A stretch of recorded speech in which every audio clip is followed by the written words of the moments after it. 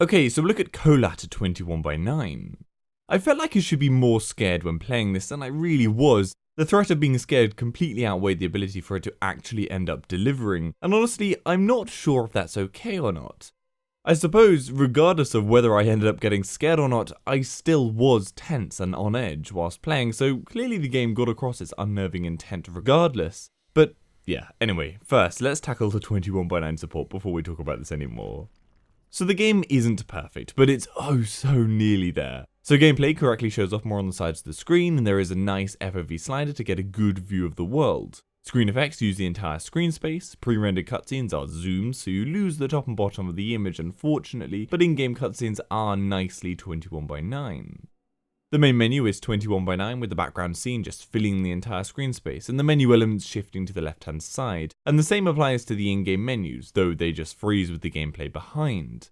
The one issue, however, lies with the map and the in-game book or diary that you have. The tops of both of these items are cut off, and it's just annoying as on the book you don't really lose anything of importance here. But with the map, the zoom means that you can't see the x-axis, and this makes it impossible to work out the coordinates without zooming in on the map and moving about that way.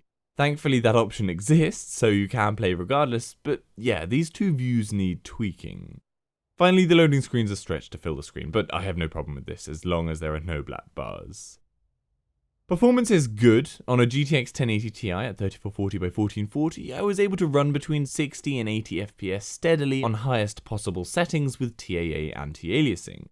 There are a solid number of graphics options as well to tweak to get that right performance. However, there was one big issue that I had. I got a ton of microstutter at the start of playing, and I couldn't work out why on earth I was getting it. I'm running on a G-Sync monitor, and yes, every so often you get games that need a cap on FPS, so I assumed maybe capping the FPS to a maximum would fix the problem, but sadly no, that doesn't work. Everything I tried wouldn't fix it, until I then tried sticking VSync on, and yep, for some reason that fixed it. Luckily, VSync here doesn't actually introduce the usual controller lag, which was very surprising. I'm not sure why this issue was caused, but yeah, just stick VSync on if you are getting this microstutter. Whilst playing, I did run into many instances where FPS dropped significantly before recovering again, presumably due to the world loading in the next section I'm entering. It isn't horrendous, but it is noticeable. I also experienced some popping whilst playing, but there is sadly nothing you can do about it. It is minimal though. The biggest offender though with all of this was falling through the world at one point. I managed to somehow glitch through the floor as I was just walking along, and with no way to get back above the ground, I just had to jump to my death. And that's annoying because of the way that the save games work. You can't really get back to where you just were very easily. There's a lot of walking you've got to redo. On a general PC support point, there is full controller and mouse and keyboard support so you can play how you want. The one annoyance here, however, is you have to keep holding the left analog stick down to sprint instead of just clicking it like you would normally, and the same goes for crouching, and there's no way to change this. Again, another fix I would like to see. On the point of audio, whilst there is full surround sound support, I had an issue with being unable to hear voices loudly enough. They were significantly quieter than the rest of the game. So as for gameplay, things are pretty basic. You literally are just walking around this environment trying not to get caught by these shadowy, radioactive figures, and occasionally will interact with some paper or book to read a snippet of text. It's nothing overly deep, and this is to its detriment. You aren't going to be exploring and doing things here for more than a few hours. It's a get in, play the story, and get out experience. It's just too samey with little dynamic changes to gameplay for you to really want to come back to it. And it's not gorgeous in the way that something like The Vanishing of Ethan Carter is, that gives you a different reason to want to return to the world. However, that said, a nice gameplay mechanic is accurate map navigation. You need to actually read your map and track your movement around it. It doesn't tell you where you are at all times, but instead you must work it out. There are coordinates scattered around the map, but I swear many of these aren't actually showing you where you are. Now, I could just be terrible at navigating around the map, and let's face it, it's probably that, but it also wouldn't surprise me if they were just there to purposely throw you off or to indicate a point of interest instead. So yeah, don't assume they're showing you where you are. The map is pretty large with some interesting parts, but I can't deny it isn't overly gripping. The lighter, snowy mountain areas and darker, forested areas low down soon get rather samey. You feel like you've seen it all before. Now, this does aid the feeling of you being lost and not quite sure how to get out of your location to proceed forward, but yet somehow the game manages to direct you silently in the right direction. So even though I felt lost many a time, I didn't find myself going over my same tracks a lot. The game is also open world, not to the full extent of that label, but in the sense that there are a number of linear-ish tracks you can take to go about the place, so you aren't on a single predicted path the whole time. You're left to explore alone and choose the route you want. And alone you feel. This game absolutely makes you feel bare, vulnerable, unprotected. The scare factor isn't huge. I didn't have any proper tense, scared moments like I've had with recent titles like Resident Evil Biohazard or The Evil Within 2, but it does have a great atmosphere that will click for many people, and it does have that creepy factor to it.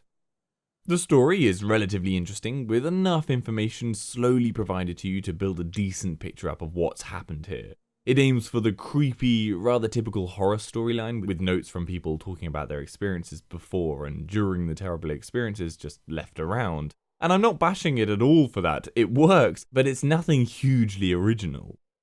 All in all, I don't find myself raving about this game. There's not much to talk about it, as you can see, and I'm pretty neutral on it. It provided a number of hours of fun, but I don't find myself thinking back to it, wanting to return to play to it, or wishing I could experience the whole thing again with my memory wiped so I could re-experience it from scratch. It's certainly not a terrible game, but it's not a fantastic game. I would recommend it if you are absolutely set on playing a horror title and the setting really appeals to you. It's not like you have to set much money down for it, as it's not competing with full-priced games. It's like a third of the price of a new AAA title, so in that respect, it's hard to go wrong. Really, it's going to come down to what kind of a horror game you're looking for. Maybe the setting just really does work for you, and that's the reason you want to play. I'm going to give it a WAF score of 3. Without the map and book zooming issue, this would be getting a 4. It's a really solid title on a 21:9 screen. So I hope that gives you some information how the game runs at 21:9. Give this video a like if you found it helpful, and subscribe for future info. For any other games at 21:9, head over to my channel or the WAF website. Hopefully I've covered it. If I haven't, then leave a comment down below and I'll try and cover it. And if you'd like to support the channel, the links to my Patreon page are in the description, and Amazon affiliate links are there too. See you later.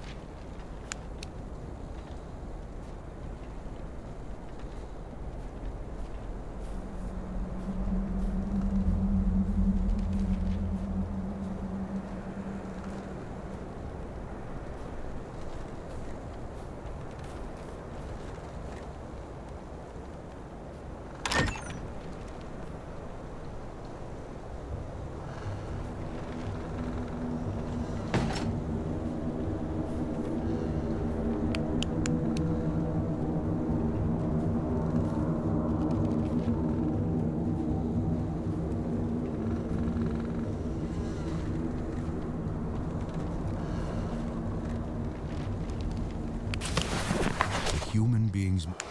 I can see you.